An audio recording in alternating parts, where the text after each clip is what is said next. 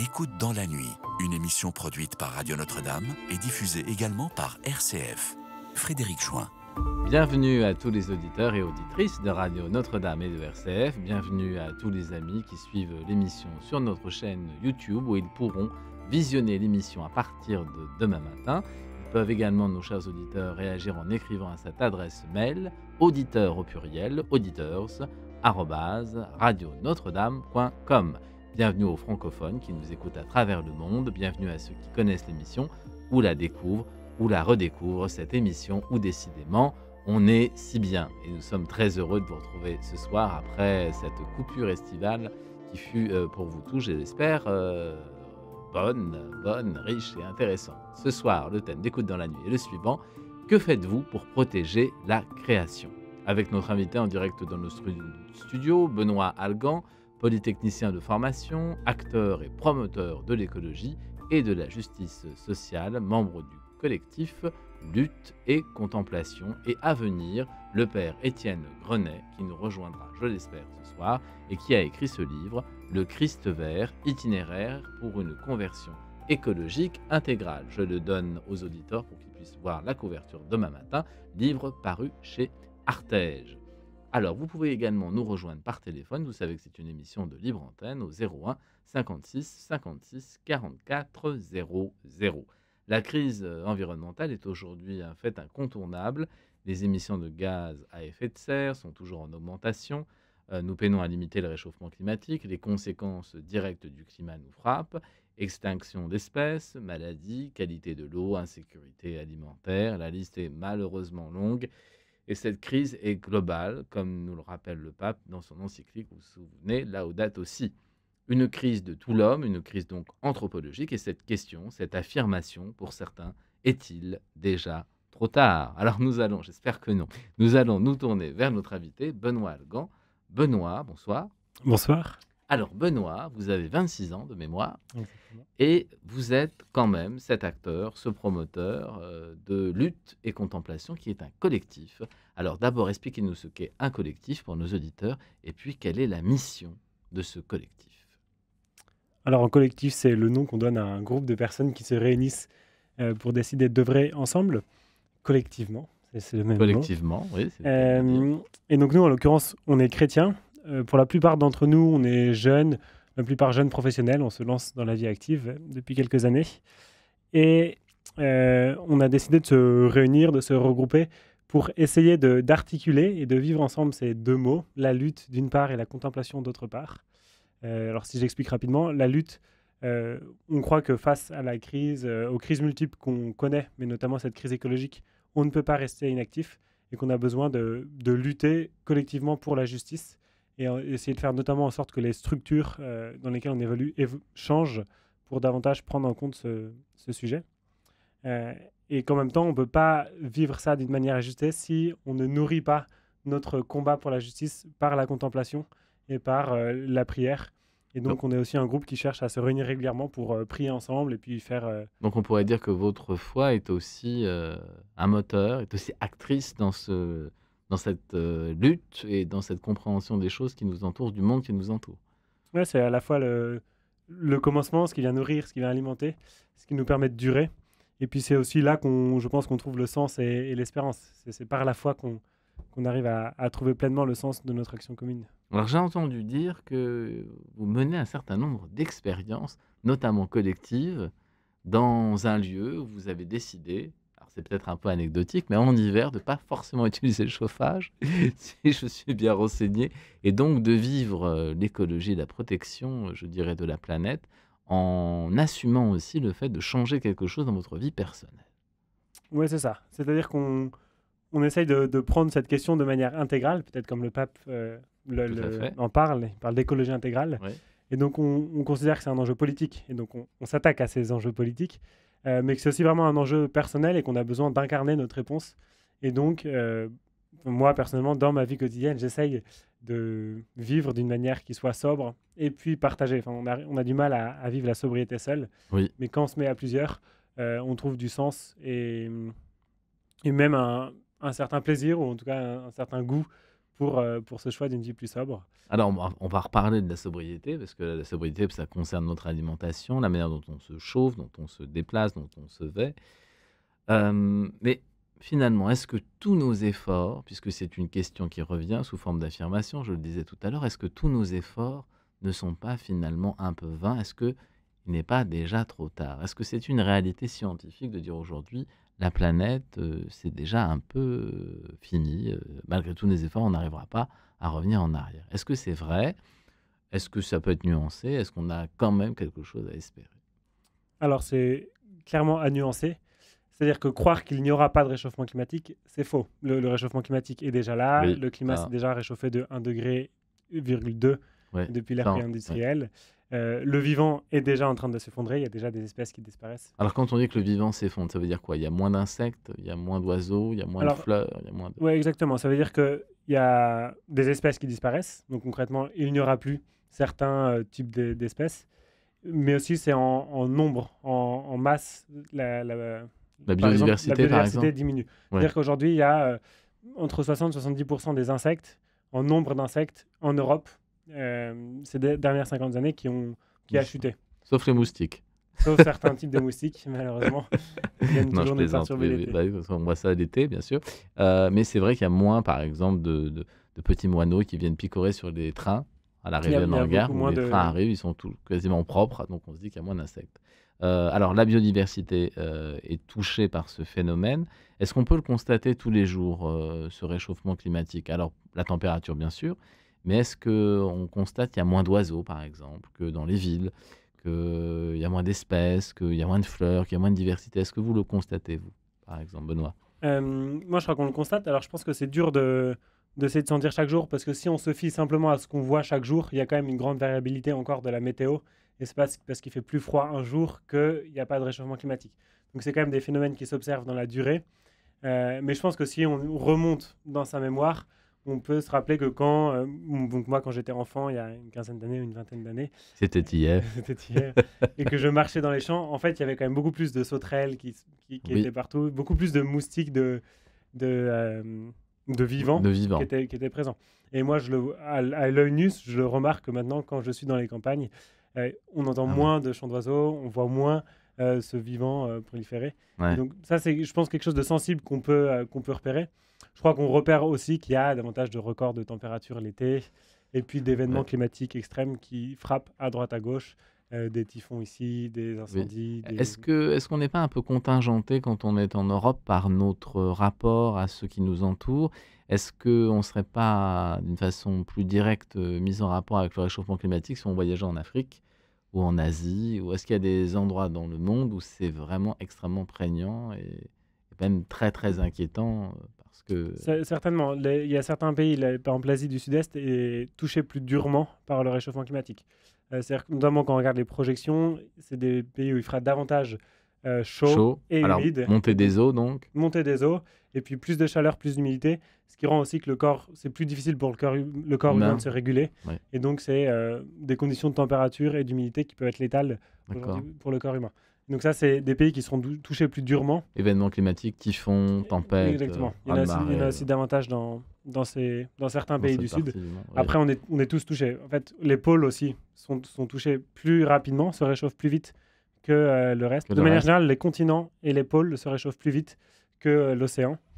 Donc si en moyenne, on est aujourd'hui à 1,2 degré de réchauffement climatique, en Europe, par exemple, on est à plus de 2 degrés déjà de réchauffement climatique. Alors, est-ce que ça veut dire quand les pôles se réchauffent, est-ce que ça veut dire que la fonte des glaces va changer le taux de salinité des eaux et est-ce qu'il y aura des répercussions sur, par exemple, ce fameux courant qui nous permet de vivre dans un climat tempéré comme le Gulf Stream? Est-ce que tout ça va s'arrêter et est-ce qu'on va vivre une mini-glaciation? Ça fait peur. Alors, qu'est-ce qu'on peut dire de tout ça? Alors, il y a des incertitudes là-dessus.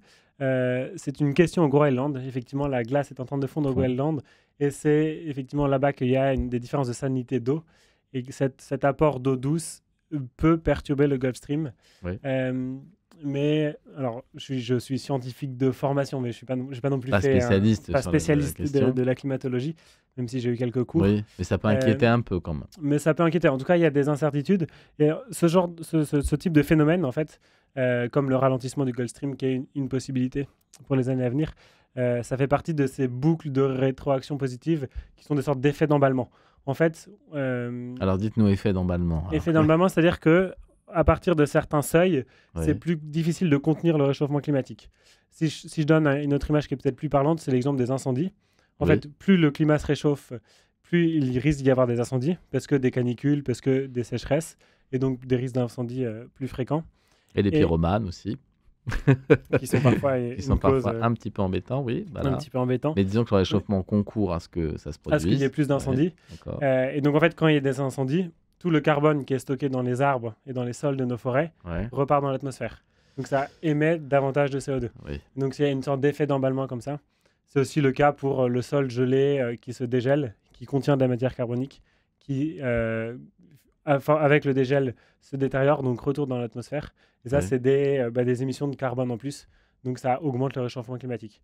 Et Alors, Alors, pour ceux qui nous disent que finalement c'est l'histoire de la Terre et que la Terre a eu des moments très très froids et des moments très très chauds et qu'on est dans un moment particulier, mais finalement c'est pas forcément extraordinaire, ça l'est à notre échelle à nous, mais pas à l'échelle de l'histoire de la Terre. Est-ce qu'on peut dire que c'est vrai ou est-ce que c'est pas complètement vrai?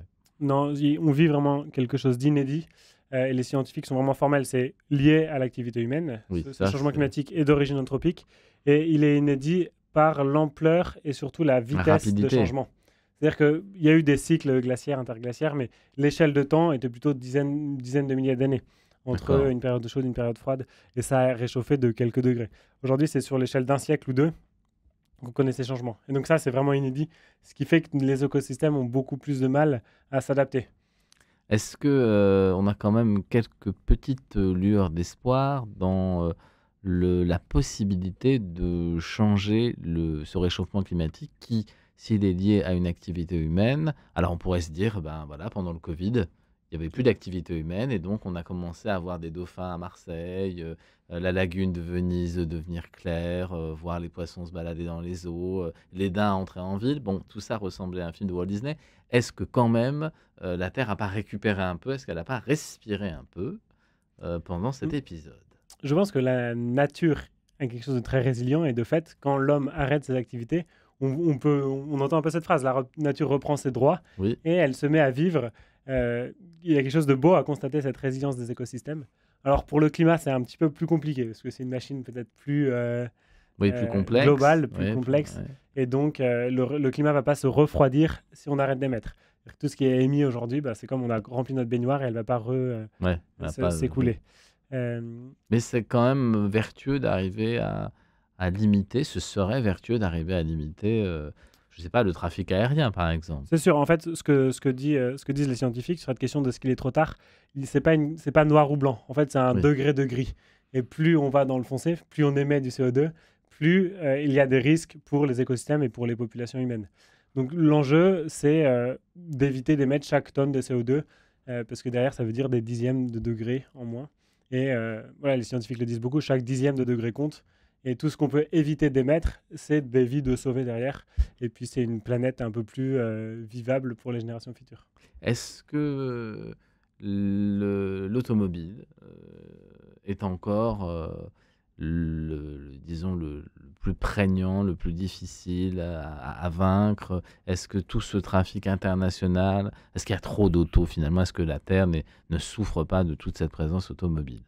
Ouais, Je parle des automobiles qui ne marchent pas à l'électricité, mais qui fonctionnent bien sûr avec des énergies fossiles. énergies fossiles. Oui, Ouais, c'est le gros truc. Alors en France, c'est le premier poste. C'est-à-dire que le secteur des transports, c'est un tiers des émissions des CO2 en France. Donc Oui. c'est le premier secteur.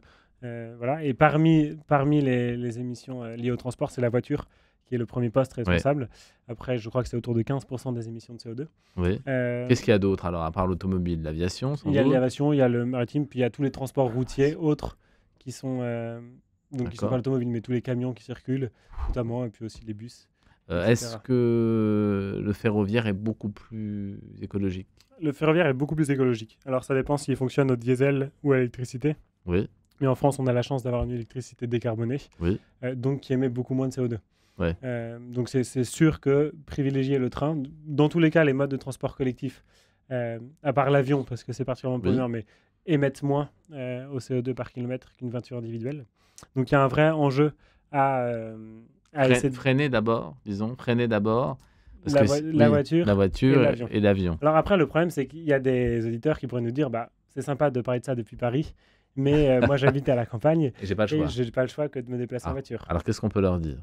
Alors, Bah, c'est peut-être pas pour demain, mais c'est peut-être pour après-demain. c'est peut-être pas pour demain, c'est peut-être pour après-demain. Il y a quelques enjeux quand même. Aujourd'hui, un des problèmes, c'est-à-dire que les émissions du parc automobile diminuaient doucement en Europe. Oui, Elles sont reparties à la hausse il y a quelques années parce oui. qu'on a décidé de construire des SUV, c'est-à-dire des voitures qui sont beaucoup plus grosses. Donc ça, Oui. c'est un des premiers problèmes. Bon, est-ce que ça sert à quelque chose, ces grosses voitures SUV? Non, moi, je pense que c'est une absurdité totale que l'humanité Mais aujourd'hui. c'est même pas très joli décide- à regarder. Hein. Non, je pas- vois vraiment pas cette mode. Enfin, je ne comprends pas cette Oui, mode. Et on veut avoir la plus grosse. Enfin, c'est oui, quelque oui, chose c'est ça. une Oui, image de c'est- virilité derrière. Je Ah, ne sais pas. peut-être. Euh, Un gros jouet. Bon, un gros jouet. d'accord. Mais alors, Oui. ça, c'est complètement absurde et c'est vraiment, ça fait partie des grandes incohérences de l'humanité pour moi aujourd'hui. Oui. Et puis de construire l'aviation, ce genre de voiture. peut-être que l'aviation pourra aussi se réformer et arriver à produire une énergie qui soit complètement décarbonée. On peut imaginer des avions à l'énergie solaire, je ne sais pas. Ouais, alors ça paraît quand ça, même c'est- très peu probable, mais ou c'est en pas tout cas demain. pas pour demain, d'avoir un avion bas carbone. Donc Ouais. en fait, quand même, derrière tout ça, il y a un enjeu de sobriété. Et même si le secteur aérien aujourd'hui espère continuer de croître, si on a envie d'être sérieux sur cette question climatique, il faut réduire le trafic aérien. Alors, on va en reparler, mais on va maintenant, puisque c'est la tradition dans Écoute dans la nuit, on va écouter une chanson en relation avec notre thème, puisque c'est Jacques Dutronc qui l'interprète. Jacques Dutronc que nous aimons beaucoup sur cette antenne et qui chante, vous vous en souvenez peut-être, Le Petit Jardin. Jacques Dutronc. Écoute dans la nuit, une émission produite par Radio Notre-Dame et diffusée également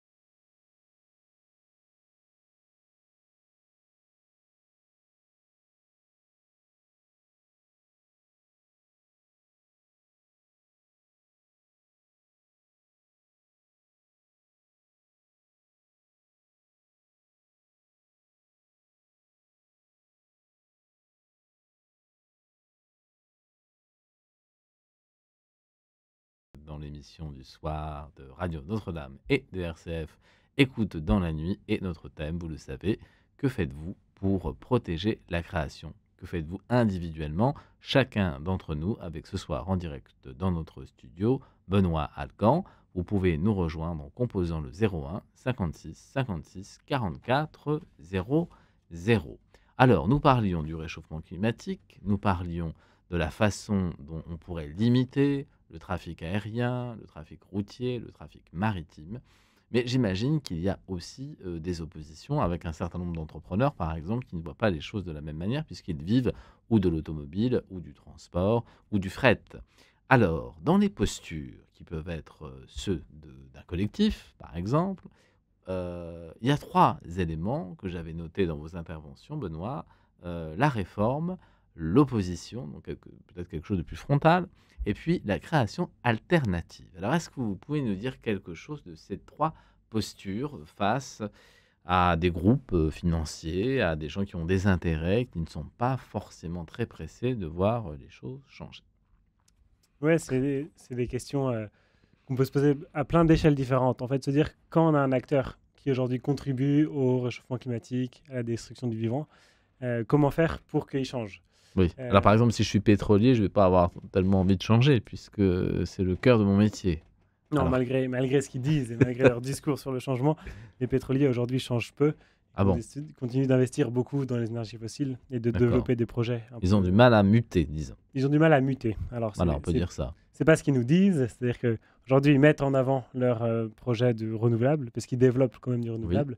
Ah, Mais- bah ça, c'est une bonne chose, alors. Donc, ils essayent quand même, enfin, ils ont du mal. En fait, c'est-à-dire que c'est très bien d'en développer, mais l'enjeu principal pour le climat, c'est d'arrêter le fossile. C'est d'arrêter d'émettre du CO2, donc d'arrêter les nouveaux projets fossiles. Alors, on d'une peut aller certaine voir un manière, pétrolier et lui dire, ben voilà, vous êtes monsieur Texaco, vous êtes monsieur Exxon, vous êtes monsieur Total, et donc, il va falloir arrêter, là, dans les 5 ou 10 ans à venir. Est-ce que ça, c'est entendable pour eux? Alors, ce qui est sûr, c'est qu'on aura encore du pétrole dans 5 ou dans 10 ans. C'est-à-dire que c'est pas, tous les scénarios crédibles ne prévoient pas un arrêt du pétrole net dans 5 ou 10 ans. Mais l'enjeu, c'est quand même d'arriver à une neutralité carbone en 2050, si on veut respecter les accords de Paris, Ouais. donc plutôt dans 25 ans. Et d'ici là, d'avoir plutôt une courbe de décroissance pour arriver autour de zéro, ou assez faible, en 2050. Mais ça veut dire commencer à diminuer aujourd'hui. Est-ce qu'on pourrait imaginer des pauses? Alors, on a une pause qui a fait du bien à la planète, c'est la pause Covid. Est-ce qu'on pourrait imaginer des pauses où on dirait, ben voilà, 1 mois ou 2 mois, ou à tel moment, à telle période de l'année, on se passe des énergies fossiles pour un temps? Ça paraît très compliqué même, voire C'est impossible, compliqué. parce qu'aujourd'hui, c'est le impossible. fossile est partout. Ah oui. Aujourd'hui, on a des énergies fossiles dans tout ce qu'il y a autour de nous. Tout ce qui est fait en plastique, il y a du pétrole. Tous nos vêtements textiles, il y a du pétrole. Dans nos médicaments, il y a du pétrole. Dans Depuis nos dans- médicaments, il y a du Ça pétrole. peut arriver qu'il y ait des Ah oui, dérivés. c'est pas très bon pour le pétrole. corps, ça, C'est non? pas très bon. Oui, en fait, on finit par manger du plastique. Ah Il oui, y a du plastique dans partout alors dans on la mange du nature. plastique et on en prend dans le médicament. Je ne sais pas si on va s'en sortir. Alors, en tout cas, c'est bien de le savoir quand même. Donc il y a du plastique partout. Donc il y a du plastique partout, du pétrole, enfin le pétrole se retrouve partout, donc arrêter c'est très dur. On a une dépendance très forte au pétrole et on voit bien que ça coûte d'arrêter. Et pourtant l'enjeu, c'est bien de réduire de manière assez volontaire, assez On efficace. peut dans recycler les quand années même qui des viennent. plastiques en général. Est-ce qu'on peut les recycler Alors- de façon d'arrêter d'en produire et de les modifier? Alors ça se produit pas de manière, ça se recycle pas de manière infinie. indéfinie. C'est ça. Donc c'est-à-dire que c'est très bien de recycler ce qu'on peut recycler, mais ça finit toujours par s'user et c'est recyclable un certain nombre de fois. Et puis ça finit dans la nature ou brûlé, donc c'est-à-dire les émissions de CO2 qui sont réémises dans Alors l'atmosphère. quand on ne sait plus quoi faire des plastiques qu'on a déjà utilisés plusieurs fois, on les brûle? On les enfouit, on les brûle, ça dépend des. Ah oui, donc de dans ce les qu'on deux fait. cas, c'est très mauvais, ça. Bah, alors c'est certainement moins pire de les enfouir dans des endroits où on sait que ça va se Être, dégrader tranquillement ouais. ou rester des dizaines d'années ou des centaines d'années dans le sol là où on l'a produit. Ouais. Le brûler, ça veut dire en fait réémettre des émissions de CO2. Alors aujourd'hui, on peut le brûler, réutiliser la chaleur ensuite pour Produire de s'échauffer, par l'énergie. exemple, pour produire de l'énergie. Donc c'est peut-être un petit peu moins pire, c'est un peu moins de gâchis. Ouais. Mais on est toujours en fait dans cette fuite en avant d'émettre du CO2 et puis de prendre des matières dans nos écosystèmes pour les consommer et puis ensuite c'est des déchets qu'on n'utilise pas. Alors, quand on est partie prenante d'un collectif, Alors, je ne sais pas si on peut parler du terme de militant, on pourrait On peut dire, on peut peut dire dire un qu'on est militant militant, écologique. on peut dire ça. Les postures face à, je sais pas moi, à des puissances financières, des puissances d'argent ou des gens qui travaillent, dont c'est le métier, hein, on leur en jette pas la pierre, ça existe. Comment faire? Alors, on avait dit 1, la réforme, 2, Alors, l'opposition, 3, la création. Alors, alors, si on parle qu'est-ce de que la c'est? réforme, Qu'est-ce que c'est la réforme? c'est espérer que l'institution va se transformer, va se réformer pour être plus respectueuse du vivant, si c'est de ça dont on parle, Ouais, est-ce et que c'est donc va possible ça? Ouais. modifier ses pratiques. Alors, c'est possible. Il y a des institutions qui se transforment. Alors, souvent pas assez vite, souvent parce qu'elles prennent en compte différents intérêts, Ouais, mais il y en a quand même qui essayent de faire pour changer. ouais. Alors, moi, je peux donner un exemple que je connais bien. J'ai commencé cet engagement pour l'écologie dans mon école. Donc, comme vous l'avez dit, j'étais à l'école polytechnique, qui a comme vocation, en soi plutôt noble, de former des étudiants, futurs ingénieurs qui vont prendre des responsabilités dans Oui, différentes structures voilà, de l'État ou d'entreprises privées. Et donc là, un enjeu de réforme, c'est de dire, bah, aujourd'hui, vous nous enseignez une économie très classique, vous nous apprenez les règles du marché, etc., qui ne prennent pas en compte les enjeux écologiques. Nous pensons qu'aujourd'hui, un ingénieur qui sort d'une école d'ingénieur, toutes les écoles d'ingénieurs, ouais, doit comprendre et être formé pour agir. Donc on ne peut pas aujourd'hui être ingénieur sans savoir ce que c'est l'éco-conception, sans savoir ce que c'est l'économie circulaire, mais sans avoir aussi une critique d'un système économique néolibéral sans en voir les failles, parce que c'est peut-être de là d'où est le problème. oui, Donc on considère qu'aujourd'hui, dans tous les enseignements, on doit intégrer des éléments de compréhension sur l'écologie. d'accord. Et donc nous, on s'est beaucoup mobilisé avec d'autres étudiants pour essayer de réformer l'enseignement supérieur et réformer ce qu'on étudie dans nos écoles. D'accord. Donc ça, c'était plutôt une posture de constructif parce qu'on a derrière fait venir d'autres professeurs, on a fait venir des intervenants et puis on a essayé de travailler avec l'administration pour intégrer des cours qui soient différents et changer certains cours existants, tout en gardant ce que fait l'école et en étant voilà, dans une posture de dialogue et constructive Donc voilà, pour donc échanger. la réforme, c'est accompagner finalement des gros mastodontes ou des grandes entreprises qui travaillent avec des énergies fossiles et qui n'ont pas que de la mauvaise volonté et qui seraient capables de muter vers des énergies renouvelables, disons. Par exemple, on pourrait dire ça. On On pourrait pourrait dire dire ça. Bon, en imaginant qu'il y a quand même une certaine résistance. On peut dire Alors, en ça? fait, dans Pas tout changement, forcément? je crois que l'humain est averse au changement. Et à partir du moment où on demande aux personnes de changer, il y a des résistances. C'est pas forcément confortable. Et on préfère faire ce qu'on sait faire et qui nous. Voilà, parce que là, on a des compétences, là, on a des, on maîtrise la technique, on maîtrise les enjeux, les partenaires, etc. Donc, toute institution a des résistances au changement. Mais ça ne veut pas dire qu'il faut le faire. Enfin, je pense que c'est nécessaire dans tous les cas de changer. En tout cas, bon, la réforme, c'est une chose qui est de longue haleine, qui demande De beaucoup de l'énergie, de l'énergie, durée, de durée, de la conviction, de la persuasion, etc. voilà. Et puis aussi de faire, à un moment donné, peut-être jouer un certain nombre de rapports dans le temps avec des décideurs, Voilà. décideurs politiques aussi, peut-être. Oui, Pas que. alors on peut. Alors, dans tous les cas, un acteur va jamais changer seul et il doit se faire accompagner par l'écosystème. Donc, il faut à la fois des pionniers, des personnes qui essayent de faire changer, et puis il faut aussi que les règles viennent contraindre ou viennent inciter. Enfin, c'est-à-dire soit on va interdire certaines pratiques, soit on va subventionner des pratiques, etc. Et puis il faut aussi que les consommateurs montrent qu'il y a un intérêt. Donc, c'est toujours un peu ces différents acteurs qui doivent aller ensemble dans la bonne direction. Alors, donc, on comprend que la réforme, ça prend un certain temps. Alors, on va passer à l'opposition et à la création alternative, mais nous avons Jérôme au téléphone qui nous appelle de Paris. Jérôme, Oui, oui, bonsoir. bonsoir. Bonsoir, Frédéric, Jérôme. heureux de Oui, vous entendre après des semaines d'interruption. oui, Et puis, bienvenue à votre invité, oui, Benoît, je crois. Oui, c'est ça. oui. Bonsoir, Jérôme. Ouais, c'est pas Benoît XVI, hein, c'est Benoît XVII, c'est ça?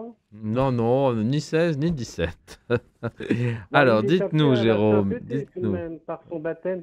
Eh Oui, bien, oui, c'est très bien ça de rebondir sur cette création de la Journée mondiale de prière pour la sauvegarde de la création. Eh ben, elle en a bien besoin, hein, parce que nous, à notre simple niveau, on voit que ça crame, ça brûle dans des endroits, et puis dans d'autres, ils sont inondés, comme dans le nord de la France, à certaines époques, et oui, de façon répétitive, après avoir tout remis en place, v'lan une deuxième vague qui revient, ou alors la sécheresse qui fragilisent les, Oui, l'écosystème en général. Alors, Jérôme, ben, quelle est votre question par rapport à Benoît et à ben, son action écologique?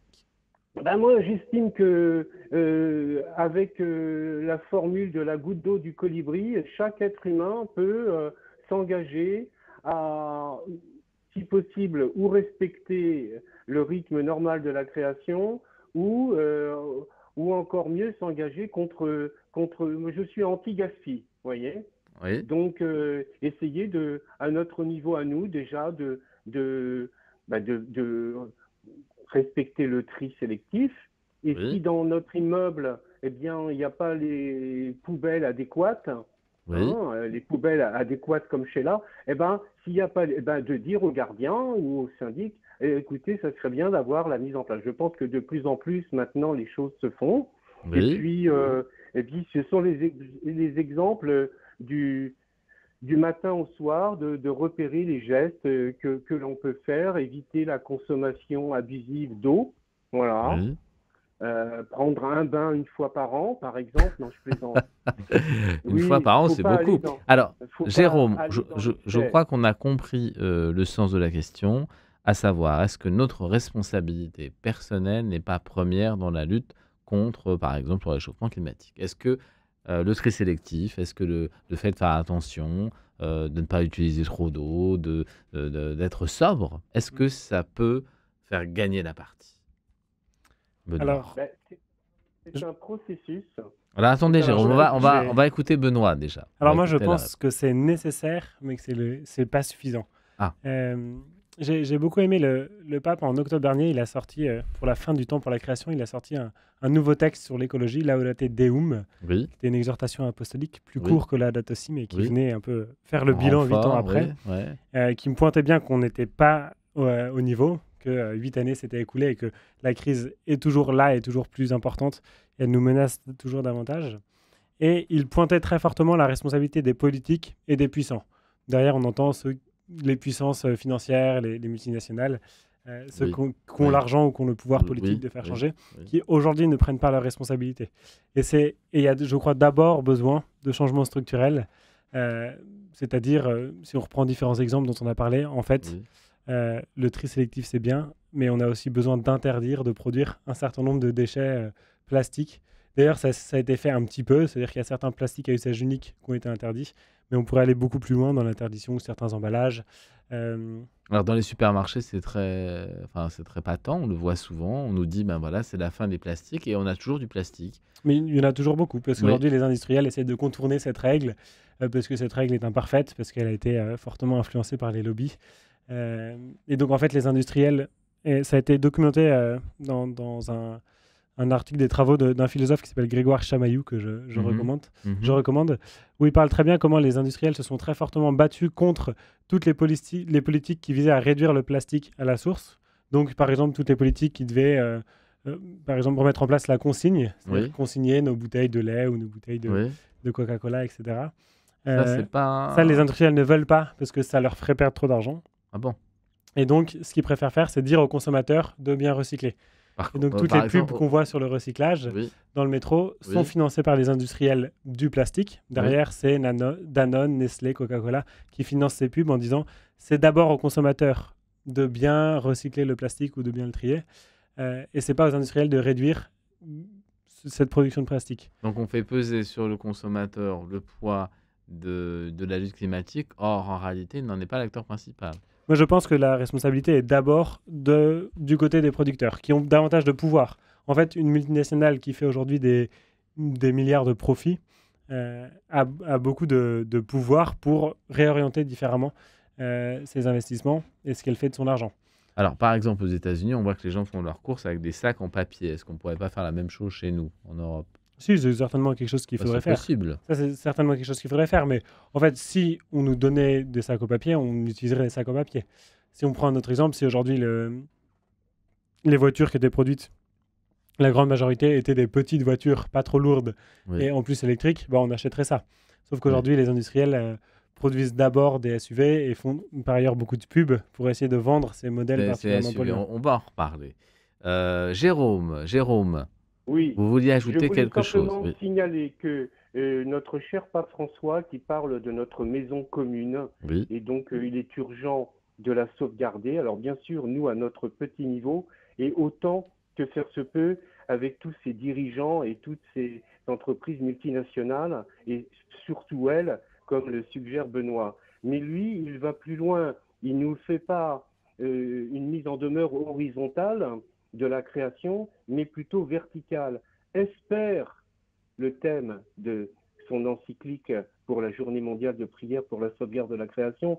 Ce sont 3 mots, espère et agit avec la création. Et rien que ça nous met en mouvement nous-mêmes. Et peut-être que dans cette spirale, on peut entraîner les dirigeants qui sont autour de nous, parce que ce sont aussi des êtres humains qui peuvent se laisser influencer dans cette spirale bénéfique. En 1er septembre, au moment où la nature est luxuriante avec tous ces fruits, tous ces légumes qu'elle nous donne en cette fin d'été et en ce début d'automne, on a devant nous tous les fruits de la création et donc qui peuvent nous entraîner à vouloir respecter la nature.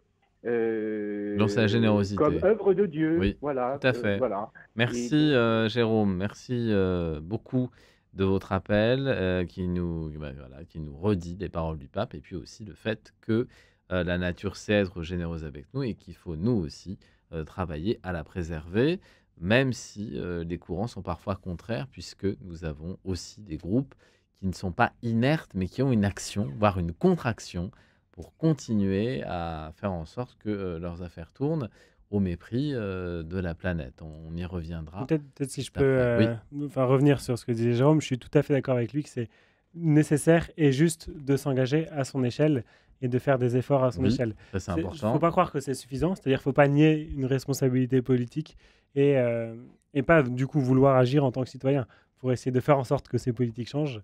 Mais je crois que c'est vraiment juste et c'est de pouvoir protéger la création là où on est dans ces modes de vie quotidiens. Il faut en avoir conscience pour agir en sachant que l'action individuelle ne suffit pas ou ne suffira pas. Ne suffit pas, mais elle est nécessaire. Mais il faut le faire. Il faut le faire. Et je crois que dans ces textes, le pape nous invite à pas uniquement le vivre avec un objectif quantitatif de dire ça va permettre d'économiser 0,1 tonne de CO2, etc. Mais en fait, le faire parce que c'est juste, parce que ça peut être vécu comme un acte d'amour pour protéger la création. Un acte vertueux. Un acte vertueux. Tout à fait. Alors, je rappelle l'adresse mail pour que nos auditeurs puissent nous envoyer leurs questions. Auditeurs au pluriel, auditeurs@radionotre-dame.com. Nous allons à présent écouter Nino Ferrer. C'est aussi une question de jardin, mais là, c'est une maison, en l'occurrence, une maison qui se trouve près d'une fontaine. Nino Ferrer, la maison près de la fontaine. Écoute dans la nuit, une émission produite par Radio Notre-Dame et diffusée également par RCF.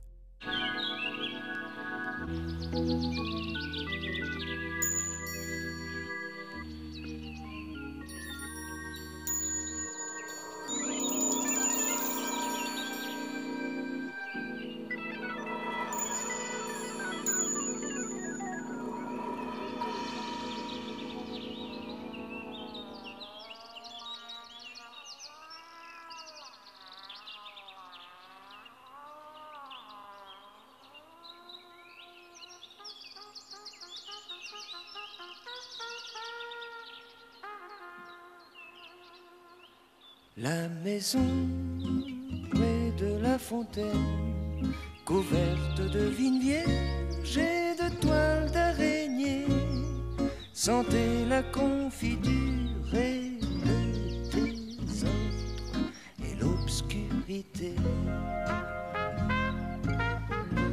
L'automne, l'enfance,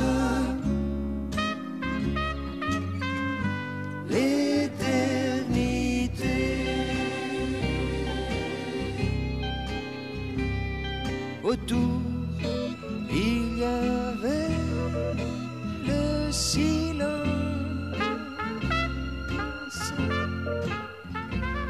les guêpes et les nids des oiseaux.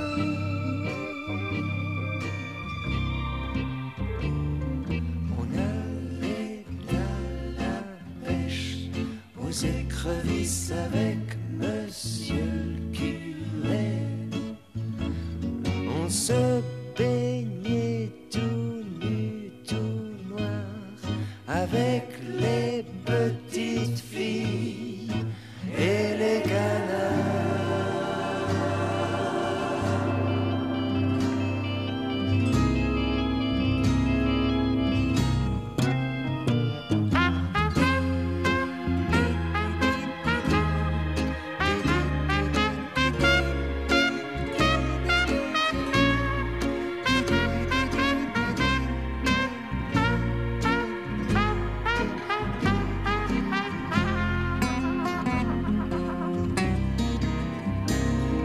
Maison près des HLM a fait place à l'usine et au supermarché. Les arbres ont disparu, mais ça sent l'hydrogène sulfuré. L'essence, la guerre, la société, ce n'est pas si mal, et c'est normal, c'est le progrès.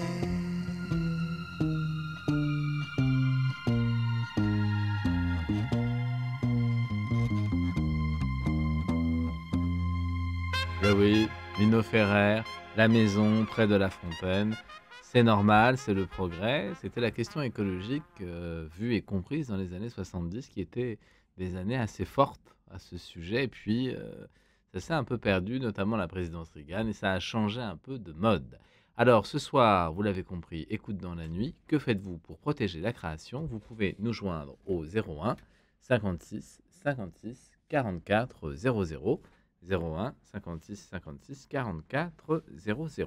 Alors, avant de prendre la question de nos auditeurs, en l'occurrence Catherine qui vit à Toulouse, nous parlions de la réforme, comment changer les institutions, pas à pas, avec beaucoup de volonté et de patience, alors que la Terre peut-être ne dispose pas d'une grande faculté, puisqu'elle est très très attaquée en ce moment de résilience. Il y a aussi d'autres types d'actions.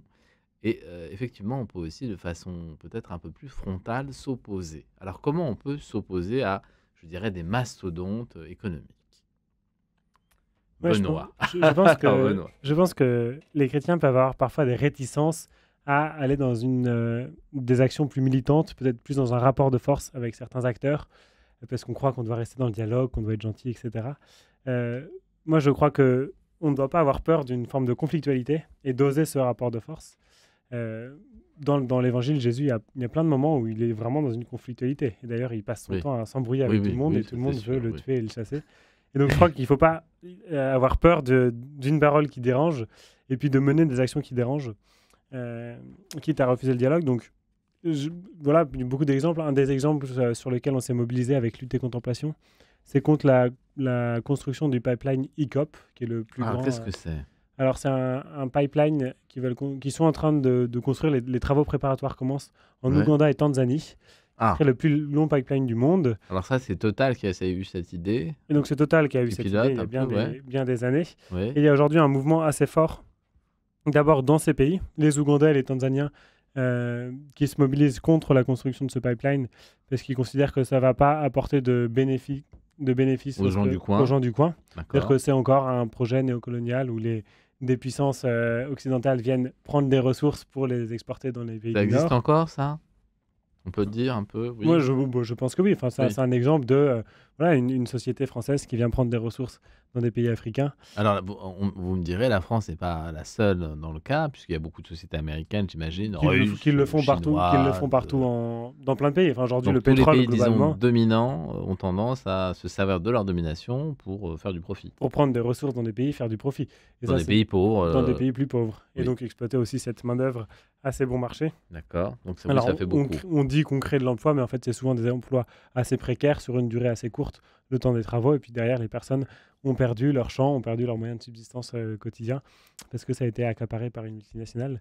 Et, Alors, et ils ont quand, beaucoup de mal à quand une résister. multinationale de ce genre met la main ou veut mettre la main sur des ressources de pays peut-être plus pauvres ou plus fragiles, est-ce qu'on peut, en luttant sincèrement, changer les choses? Est-ce qu'on peut avoir des résultats? Est-ce qu'il y a déjà eu des résultats? Oui, alors ça arrive. Ça arrive. Ce projet, il est retardé de plusieurs années grâce à la mobilisation des militants. Et ils ont perdu plusieurs, déjà millions d'euros, parce qu'il y a un certain nombre d'assurances qui ont refusé d'assurer ce projet. Il y a un certain nombre de banques qui ont refusé de donner les financements pour ce projet, parce qu'on considère qu'il n'est pas compatible avec le respect des droits humains et de l'environnement. Et donc aujourd'hui, ils n'ont toujours pas les financements pour débuter le projet. Ouais. Alors ils vont chercher chez des investisseurs chinois ou d'autres pays d'Asie pour essayer d'avoir l'argent pour faire ce projet.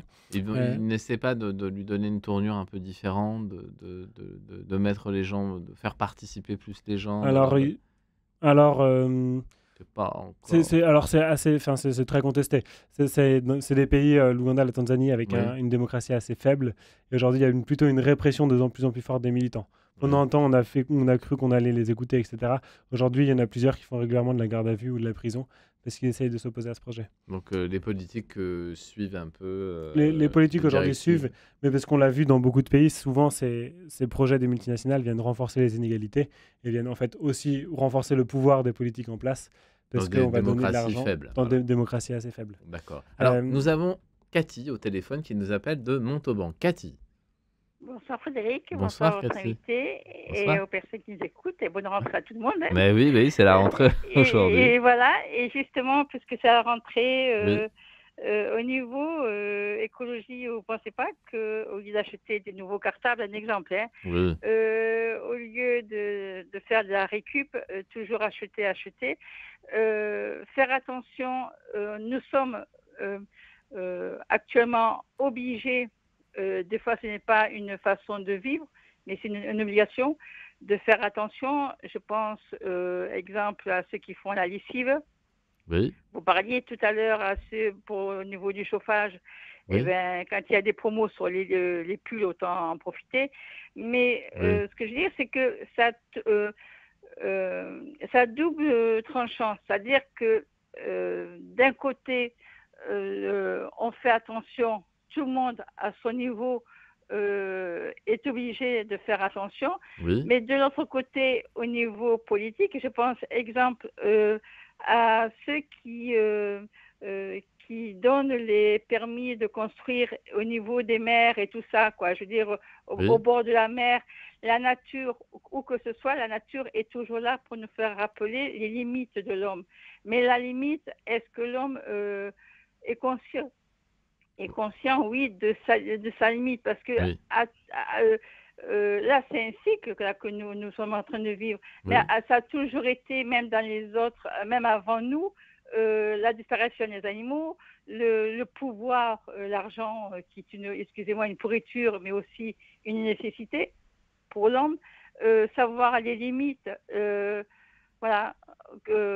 Alors Cathy, qu'est-ce que vous voudriez poser comme question à Benoît? Oui, à Benoît, est-ce que vous pensez que je vous entendais faire l'opposition? Oui, ok, mais une posture possible. Vous-même, vous profitez pas de la, comment vous dire, alors j'espère ne pas être maladroite dans les propos. Est-ce que vous-même, en militant, vous ne profitez pas, alors dans le profit, c'est pas financier, mais ne vous profitez pas du système de... Est-ce que Benoît est venu au studio en Porsche? Voilà, oui. Oui, est-ce qu'il est venu avec un gros SUV qu'il a garé devant la radio pour ne pas parler d'écologie? Je ne crois pas, mais c'est vrai que c'est des questions qui doivent être, ou des objections en tout cas, Cathy, qui doivent revenir, je pense, souvent. Alors Benoît, qu'est-ce qu'on peut dire à Cathy, mais aussi aux autres auditeurs, sur le fait qu'un militant écologique ne vit pas forcément dans une grotte comme il y a 25 000 ans. Alors comment on arrive à vivre cette déchirure intérieure, disons? Oui, je pense que ça va être un risque dans notre société de chercher une pureté absolue, une cohérence absolue avant de commencer à agir et avant de chercher une forme d'action politique. aujourd'hui, personne ne peut être pur, personne ne doit être pur. Je pense que c'est important d'essayer de faire preuve de cohérence, là on peut, de faire des efforts et d'incarner, comme je disais, dans notre vie quotidienne et dans nos gestes quotidiens. Le tri sélectif, par exemple. Voilà, des efforts de tri sélectif. On peut acheter des vêtements aussi. Il y a des marques vêtements d'occasion oui. ou des marques de vêtements marques plus éco-responsables. Voilà, qui sont complètement éco-responsables. J'ai entendu ça. Oui, bien sûr. Il y en a. Des marques françaises notamment. J'ai vu ça. Il y en a quelques-unes. Il y en a quelques-unes qui se développent, et c'est très. Donc ça, c'est plutôt bien. vertueux. C'est tout à fait. Donc on peut faire ça, mais ensuite on ne doit pas attendre d'être parfait pour commencer à agir de manière collective. Et comme je disais, aujourd'hui, il y a une responsabilité qui est plus importante chez certaines multinationales, chez certains politiques. Et on peut agir politiquement, même si on n'est pas parfait, et heureusement. Oui. Jésus, il n'a pas demandé aux personnes d'être sans péché pour annoncer la bonne nouvelle. En fait, il nous prend comme on est, et là, on peut avoir une forme d'action pour d'autres. Il ne faut pas être, je pense, dans une vision trop individualiste de cette question écologique. Mais de se dire comment, au fond, on peut agir pour plus de justice qui ne soit pas simplement pour soi, mais qui soit pour tout le monde. Voilà. Cathy ? Oui, je peux me permettre de poser une question. Alors, une dernière question. Alors, est-ce que, Benoît, avez-vous un portable ? Oui, j'ai un téléphone portable. Oui, bien sûr. J'ai un smartphone. Oui, bien sûr. Et pourtant, c'est pas bon. Normalement, là-haut, ils n'en ont pas besoin du portable. C'est-à-dire là-haut au ciel, vous voulez dire ? Oui, puisque vous revenez au niveau chrétien, au niveau de la parole et tout ça. Oui, mais vous avez entendu, Cathy, je crois que c'est important ce qu'a dit Benoît, c'est-à-dire qu'il ne faut pas attendre d'être complètement pur pour agir. C'est-à-dire que... Oui, mais c'est pas question, excusez-moi Frédéric, pas question d'être pur. Oui. C'est d'être... un portable basique est aussi important, et pourtant, je veux dire, c'est que je comprends ce que vous voulez dire. C'est pas la perfection, il n'y a pas... Non, il n'y a pas. Mais c'est pas du tout ça, mais il y a des détails qu'on peut se passer, voilà, dans ce sens-là. Oui, on mais peut. Je suis d'accord avec vous, la nature donne tout ce qu'on a besoin pour vivre. Oui. Non, mais c'est vrai qu'on peut... Mais je trouve ça intéressant, cette question du téléphone portable. On pourrait s'en passer, c'est vrai. On pourrait s'en passer, mais précisément, je crois que dans notre société actuelle, c'est extrêmement compliqué de s'en passer. Et aujourd'hui, on ne peut plus faire un paiement sans devoir valider sur notre téléphone portable. On peut plus La carte bancaire, ça marche encore. Hein. Non, c'est vrai. C'est-à-dire que c'est quand même très compliqué. Même les chèques, me dit-on. C'est très compliqué de s'en passer. De plus en plus, tout se fait sur le portable. On doit toujours valider sur nos portables pour prendre un transport. En fait, maintenant, il faut avoir son QR code sur son portable, etc. Et on ne peut plus avoir de smartphone. Alors que certaines personnes pourraient vouloir s'en passer. Et on peut considérer que c'est pas une technique qui nous a apporté du progrès. Non, ma très chère maman n'a pas de portable, par exemple. Voilà. Mais je crois que c'est dans les racines de la crise écologique. Le pape pointe beaucoup cette question de la technique qui nous enferme, de laquelle on devient dépendante.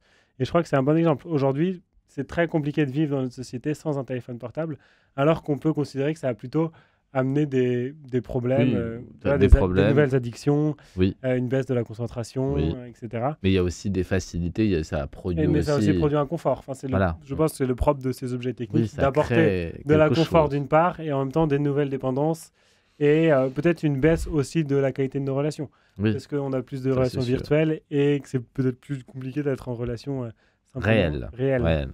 Voilà, Cathy. Merci beaucoup, en tout cas. Bonne soirée et bonne rentrée, en tout cas. Merci, Cathy. Bonne émission pour tout le long de l'année, en tout cas. Merci oui, merci. Et puis, vous êtes chez vous sur cette antenne, vous savez, Cathy. Merci. Voilà. Merci.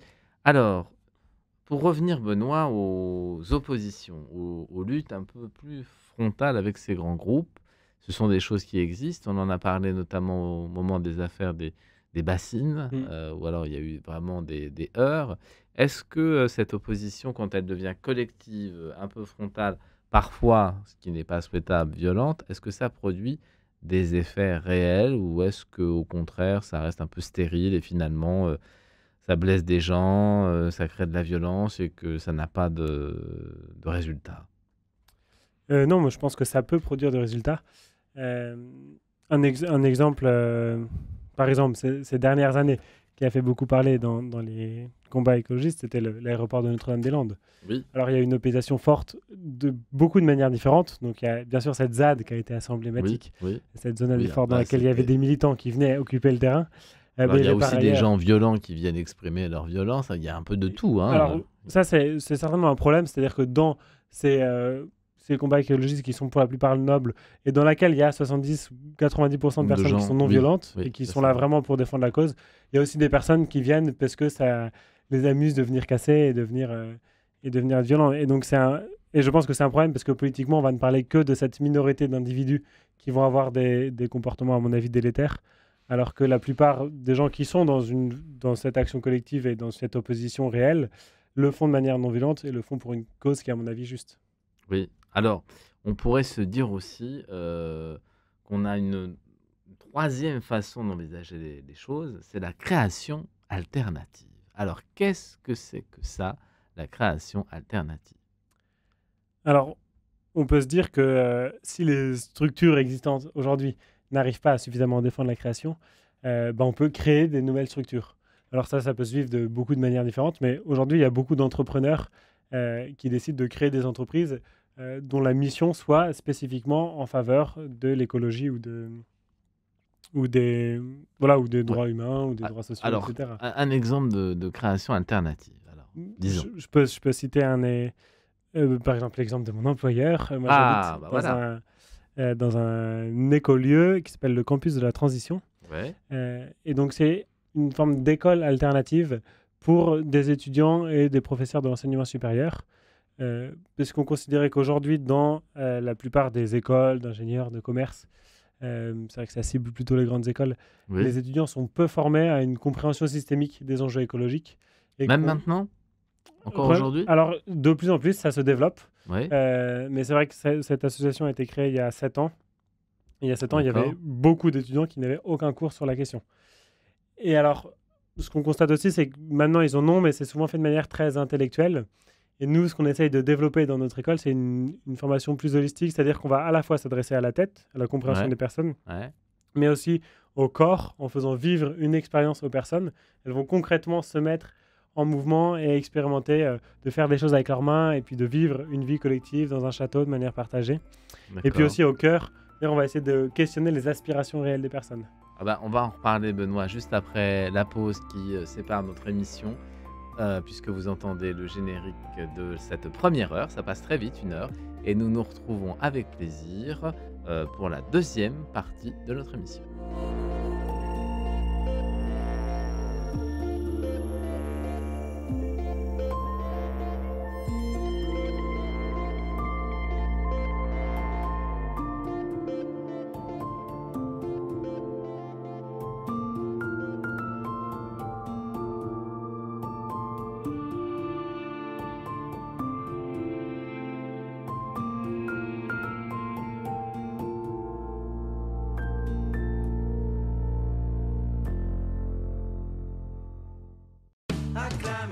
C'est la rentrée, venez la...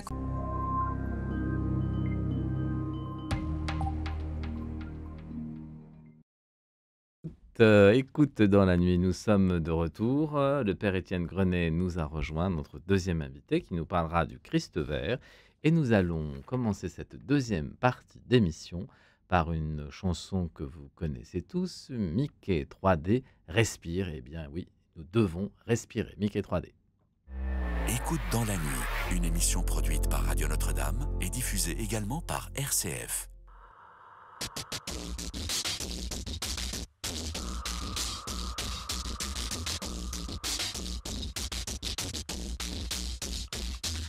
Approche-toi petit, écoute-moi gamin. Je vais te raconter l'histoire de l'être humain. Au début y avait rien, au début c'était bien. La nature avançait, y avait pas de chemin. Puis l'homme a débarqué avec ses gros souliers. Des coups de pied dans la gueule pour se faire respecter. Des routes à sens unique qu'il s'est mis à tracer. Les flèches dans la plaine se sont multipliées. Et tous les éléments se sont vus maîtrisés. En 2 temps 3 mouvements l'histoire était pliée. C'est pas demain la veille qu'on fera marche arrière. On a même commencé à polluer les déserts. Il faut que tu respires. Et ça c'est rien de le dire. Tu vas pas mourir de rire. Et c'est pas rien de le dire. D'ici quelques années on aura aura bouffé la feuille. Et tes petits-enfants, ils n'auront plus qu'un œil. En plein milieu du front, ils te demanderont pourquoi toi t'en as deux, tu passeras pour un con. Ils te diront comment t'as pu laisser faire ça. T'auras beau te défendre, leur expliquer tout bas. C'est pas ma faute à moi, c'est la faute aux anciens. Mais y aura plus personne pour te laver les mains. Tu leur raconteras l'époque où tu pouvais manger des fruits dans l'herbe, allongés dans les prés. Y avait des animaux partout dans la forêt. Au début du printemps, les oiseaux revenaient. Il faut que tu respires. Et ça c'est rien de le dire. Tu vas pas mourir de rire.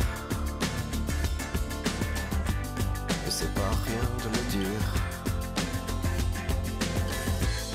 Il faut que tu respires. C'est demain que tout empire. Tu vas pas mourir de rire.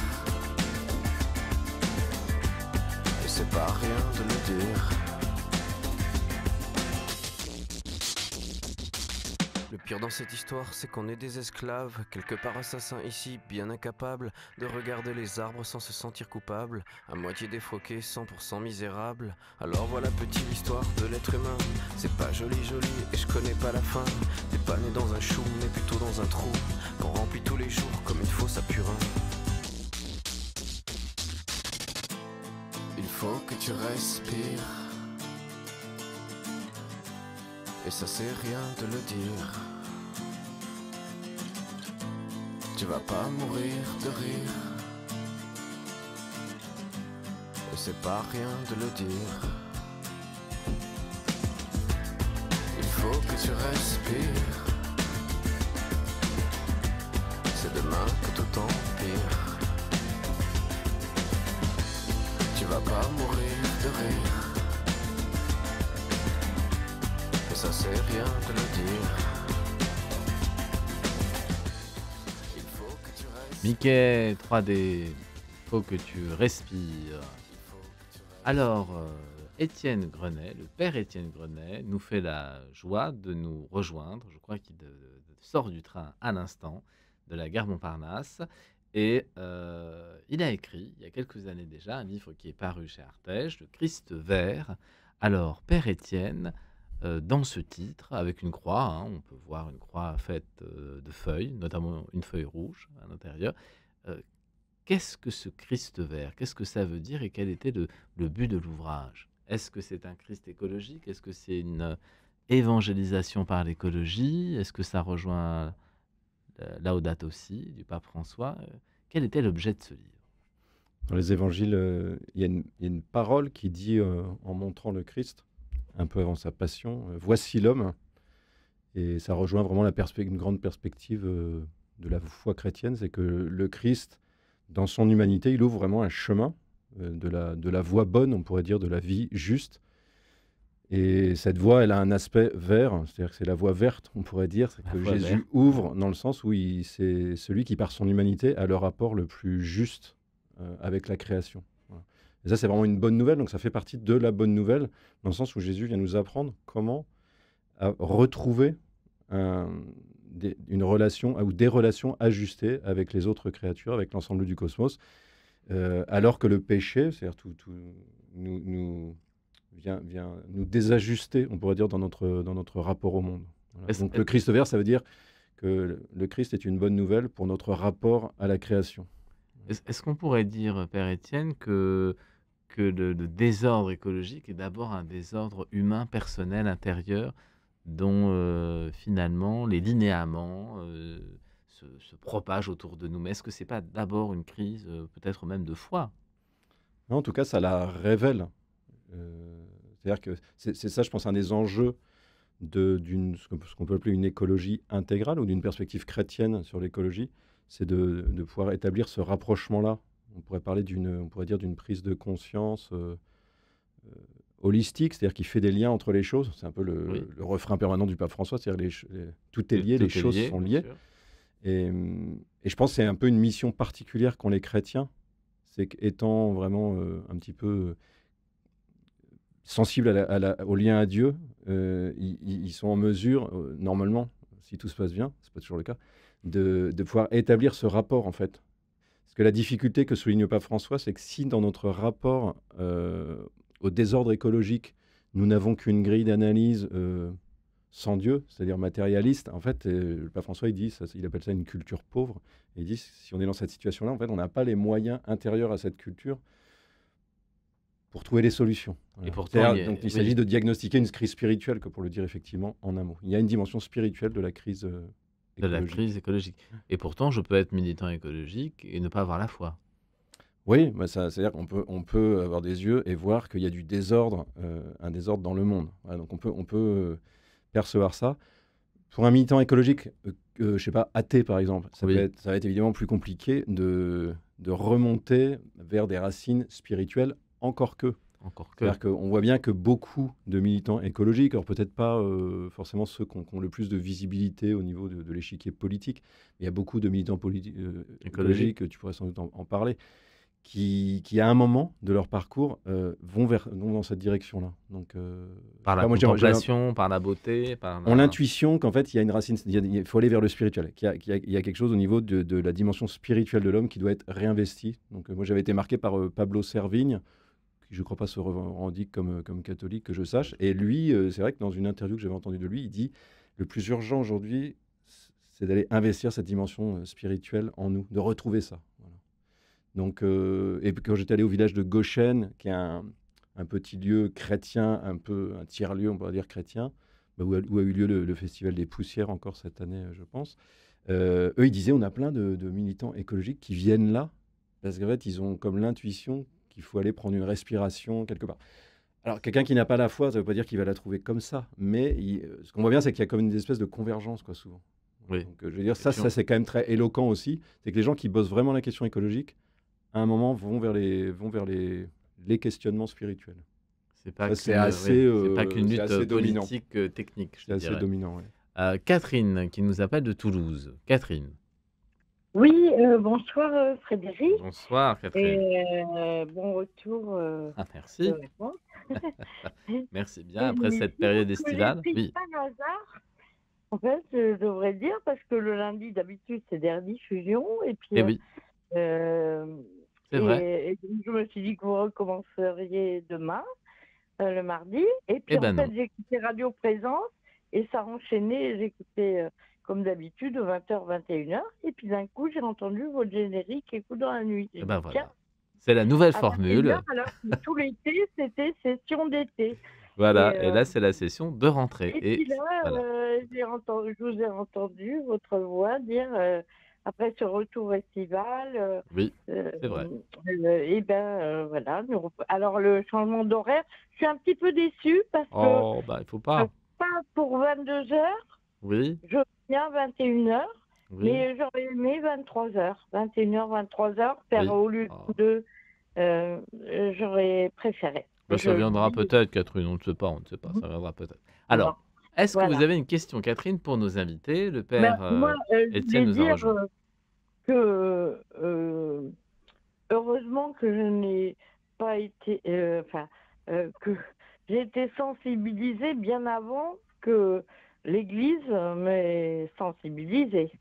Oui, c'était pas une question ecclésiale très grande. Son encyclique, le pape François, parce que moi j'ai été sensibilisée depuis toujours en fait. Oui.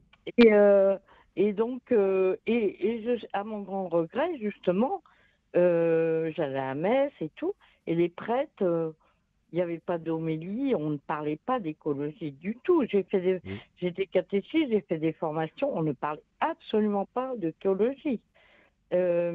Et je voyais des presbytères archi chauffés, je suis allée dans plein de... chez moi, j'étais à 17 degrés en hiver, ils étaient à 25. C'est pas très bien, ça. Moi, ça fait 20 ans que j'ai des panneaux solaires, plus de 20 ans. Et un chauffe-eau solaire, et il n'y a rien de fait dans les presbytères. Alors, Catherine, quelle est votre question? Alors, moi, je trouve... Ma question, c'était comment ça se fait, justement, qu'il faut attendre que le pape, dans l'Église, fasse une encyclique pour que vous en parliez.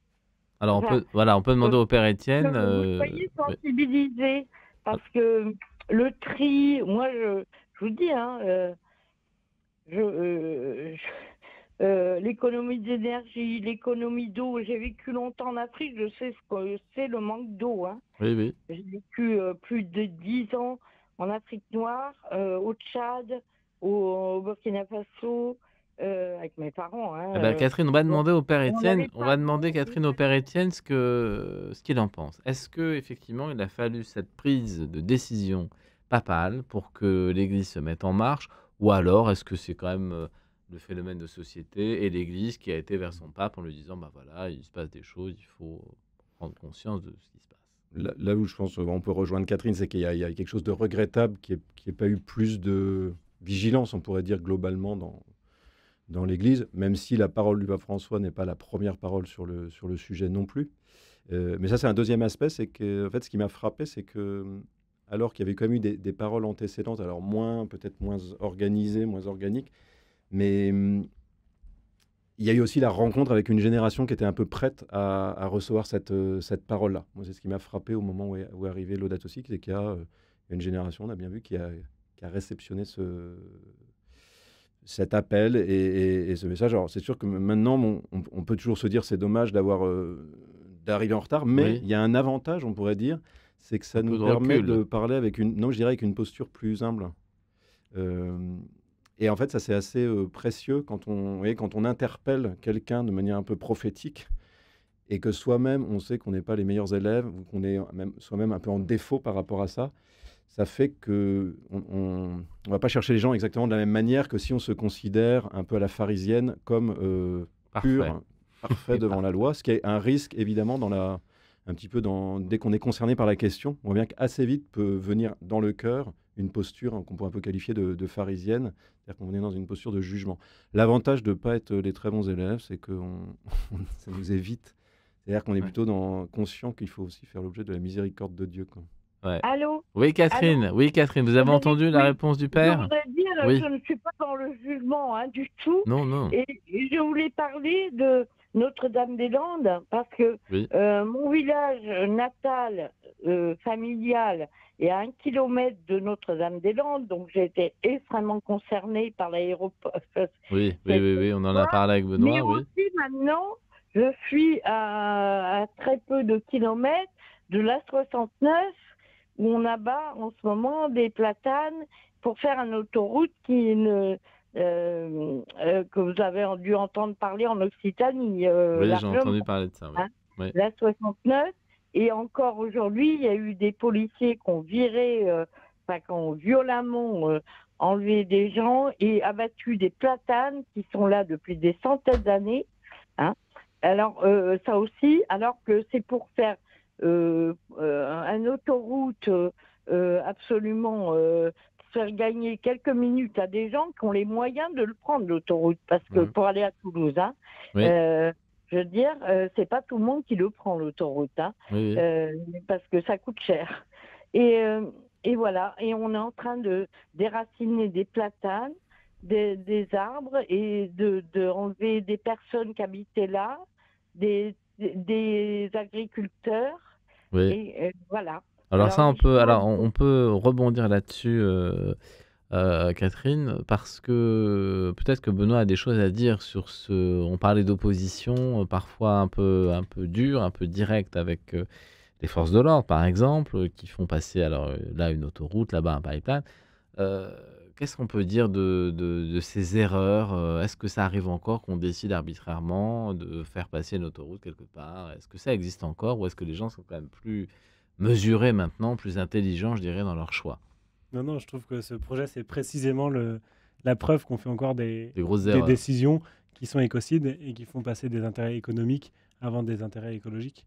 Parce que c'est le cas, c'est principalement parce qu'il y a quelques entreprises qui ont besoin d'être plus facilement reliées à Toulouse qu'on construit ce projet, qui a été décidé il y a 25 ans. Et en fait, il y a 25 ans, on peut dire qu'il y a encore du sens de construire cette autoroute, qui a été retardée pour diverses raisons, etc. Et les controverses ne datent pas de cette année.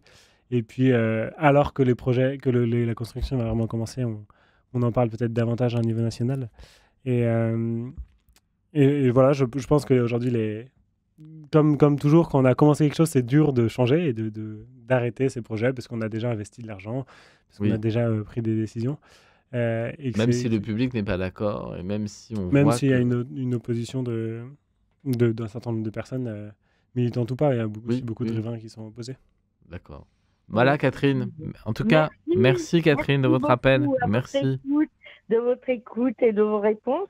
Et je voudrais dire, Notre-Dame-des-Landes, par exemple, je reviens là-dessus, Oui. mais l'aéroport, moi j'étais toute petite quand on parlait de cet aéroport. Mon père travaillait dans l'aviation, hein. Oui. Donc il était contre cet aéroport.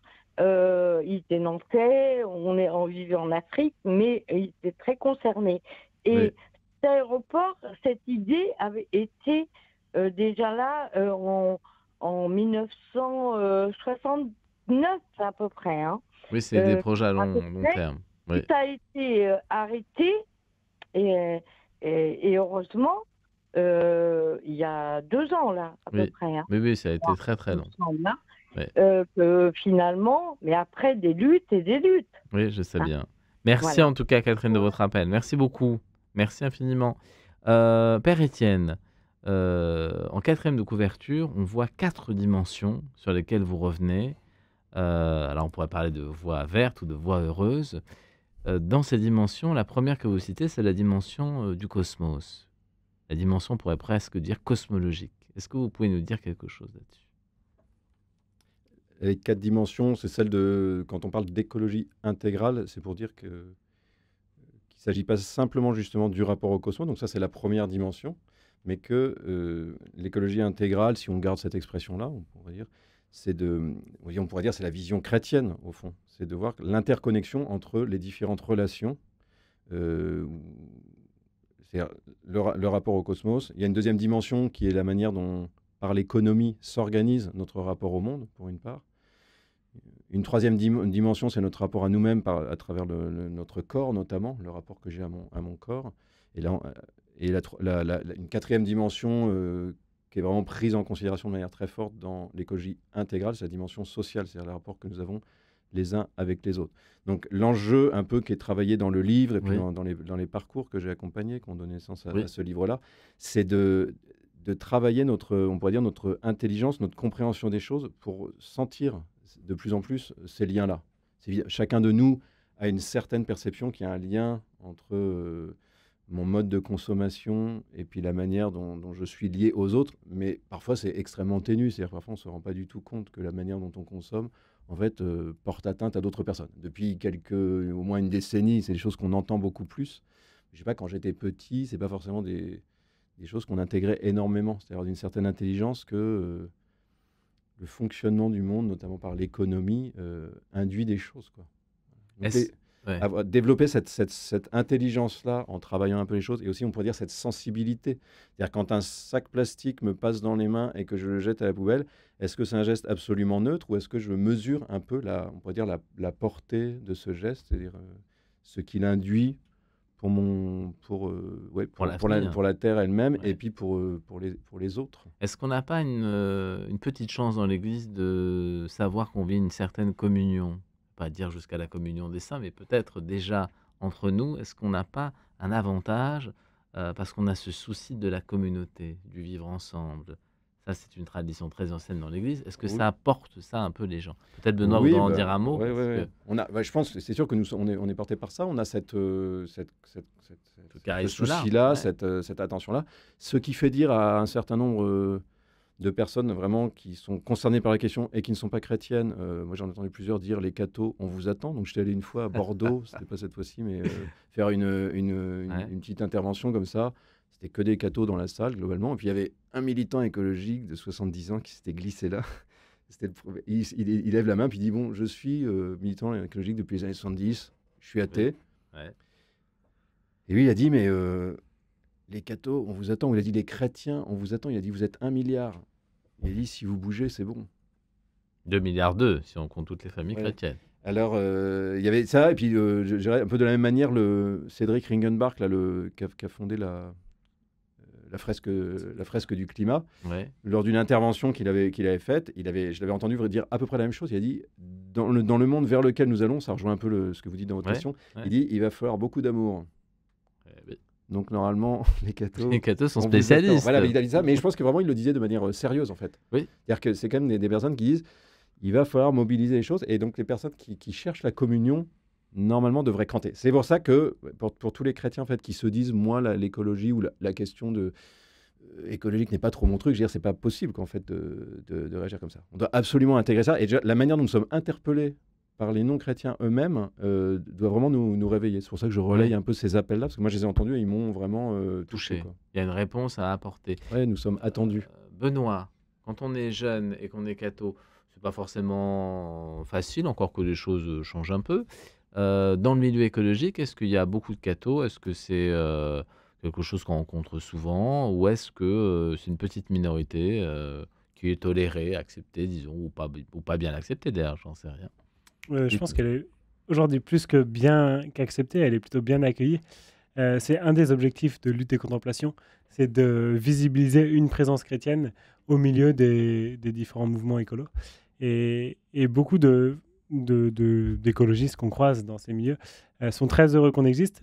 Je pense pour plusieurs raisons, peut-être comme le disait le Père Étienne, on est 1 milliard de catholiques.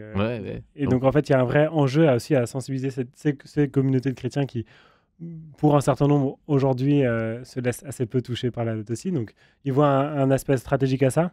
Mais on en a parlé un peu aussi. En fait, ils sont vraiment intéressés par les questions spirituelles. Et de fait, beaucoup de gens engagés dans les questions écologiques aujourd'hui se posent des questions existentielles et sont dans une quête de sens, dans une quête spirituelle et dans une vraie ouverture aussi à ce que peut apporter le message chrétien. Alors, on entend des critiques aussi d'une institution catholique qui considère pour un certain nombre peu compatible avec certaines de leurs aspirations. Encore un peu molle peut-être à un certain moment. Peut-être un peu molle, peut-être trop conservatrice, bon. ou trop patriarcale, etc. Et donc c'est vrai que c'est des critiques assez fréquentes dans les milieux écolos. Et en même temps, je pense que la figure du Christ et le message de la aussi, par exemple, peuvent vraiment rejoindre et toucher ces personnes. Et ça fait qu'on a des discussions intéressantes. Et je pense qu'on est j'espère en tout cas, de plus en plus de chrétiens à oser aussi vivre notre foi dans des milieux plus éloignés. Avec des Christ verts. Si on voulait donner une dernière parole à nos auditeurs, un dernier conseil pour rentrer dans une démarche écologique et une démarche de foi, quel conseil on pourrait leur donner, Père Étienne, pour essayer de se sensibiliser, de devenir un peu acteur, un peu moteur dans sa communauté, dans sa paroisse, pour essayer de faire changer les choses, de faire avancer les choses? Ouais, moi, je dirais l'action pratique, il me semble qu'une première chose à faire, c'est d'écouter. C'est ce que Dieu dit à son peuple, il écoute. Et en fait, il y a à essayer d'amorcer ou vraiment de développer une écoute de la création. Dit comme ça peut paraître un petit peu perché, mais en fait, c'est quand même noir sur blanc. C'est noir sur blanc dans la Bible, en fait. C'est-à-dire que la Bible nous dit ça. Écoute. La Bible nous dit qu'il y a une parole qui est dans le cosmos, qui est dans les créatures. Et donc la question pour nous, c'est est-ce que cette parole, nous l'entendons? Alors le pape François, c'était plutôt l'année dernière qu'il insistait là-dessus dans son message, mais encore un peu cette année. Il y a une plainte, il y a une clameur de la terre, mais il n'y a pas que ça, en fait. Donc il y a aussi cette plainte, mais il y a aussi une parole qui nous dit quelque chose au sujet de Dieu et qui nous dit quelque chose au sujet de l'amour de Dieu pour nous-mêmes. Et si on n'entend pas cette parole, il ne faut pas s'étonner d'avoir besoin de compenser dans des actes, dans des actions. Nous, le moyen qu'on a trouvé contemporain, c'est la surconsommation, quoi. Ouais. C'est-à-dire, c'est de la psychologie un peu de base. Si je n'entends pas la parole qui me dit que je suis aimé, alors je cherche à compenser. Et un pan entier de cette parole réside c'est-à-dire Dieu nous parle par les créatures. Donc ça peut paraître un peu un espèce de pas de côté, mais je pense que en fait, c'est ça le plus urgent, c'est de casser un rapport simplement il y a des choses à faire dans le monde. Je pense que la première chose, c'est de dire il y a une écoute en fait à développer. Il y a d'abord à s'arrêter et à écouter. Je crois qu'on va rester là-dessus, ce sera une bonne parole pour finir. Remerciements ce soir à Denis Thomas qui a contribué à réaliser cette émission, à Jean-Paul qui l'a réalisé de fait, à nos bénévoles Laetitia et François, et puis à nos deux invités, Benoît Algan et le Père Étienne Grenet, qui nous a visités et qui nous a partagé son expérience et son livre. Nous nous retrouvons demain dans Écoute dans la nuit. Et j'aimerais aussi insister, Benoît, sur peut-être un petit mot un petit conseil à donner à nos jeunes auditeurs. Qu'est-ce qu'on pourrait leur donner comme conseil pour essayer de vivre une écologie active aujourd'hui? Oui, je pense que de plus en plus de jeunes sont désabusés de ces mauvaises nouvelles qui arrivent et l'impression qu'on ne peut rien faire.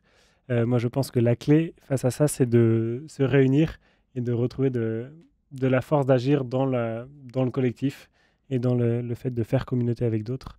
On en a parlé un petit peu, mais j'aime beaucoup cette phrase du pape dans Laudato Si. On ne résoudra pas ces problèmes sociaux par une somme de biens individuels, mais par des réseaux communautaires.